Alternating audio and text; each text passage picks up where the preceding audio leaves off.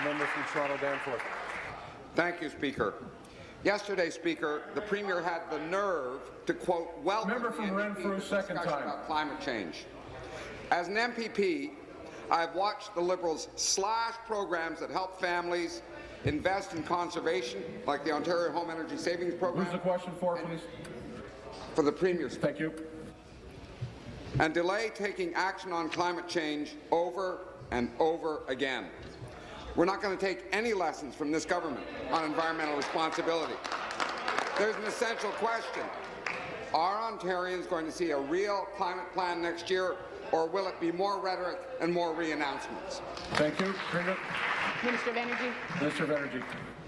Mr. Speaker, the member speaks to conservation occasionally, Mr. Speaker, and I would expect, Mr. Speaker, that if it was that important, he'd be on his feet talking about it conservation every day. We're very proud of what we've done in conservation, Mr. Speaker.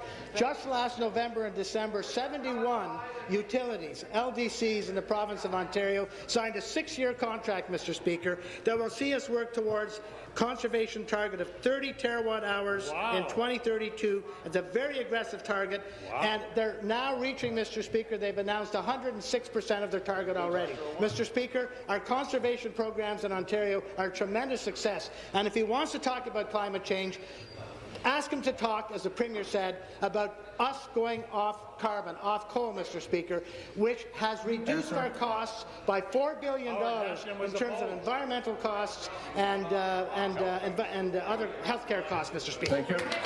Supplementary. Well, I guess the Premier didn't want to answer the question. I'll go back to the Premier. Ontario's nonpartisan environmental commissioner has said Ontario is going to miss its 2020 greenhouse gas targets unless there is significant action. Yesterday's government announcement on climate was a re-announcement that they would make an announcement about a plan at some point in the future. The government has been re-announcing its intention to take action since 2008. In the meantime, we're another year closer to 2020, and the government claims it has a plan coming next year. Will the Premier commit that her plan will actually get us the greenhouse gas targets we're supposed to meet in 2020? Thank you. Minister of Energy. Minister of Environment and Climate Change. Minister of the Environment and Climate Change. Do you know, Mr. Speaker, this is the most serious issue of our generation. Our Arctic is going to be 7 or 8 degrees warmer no matter what we do.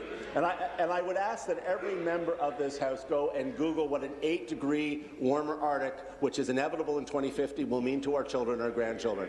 We have to leave our children a stronger, as good a legacy and healthy a planet as we inherited from our parents. And this strategy, Mr. Speaker, is better or as good as any other in North America. Our action plans that we have completed, unlike almost every other one in the world, achieved their targets. Very few did. We achieved 6%. And, Mr. Speaker, the strong measures we're taking, not being afraid to tell the truth and be honest about this, is a cap-and-trade system that will close the 20% gap we had. And we reported that 20% gap, and then we took measures to do it. So we have said when we'll meet our goals, we've reported shortfalls, and we've taken strong, bold corrective actions to... Thank you.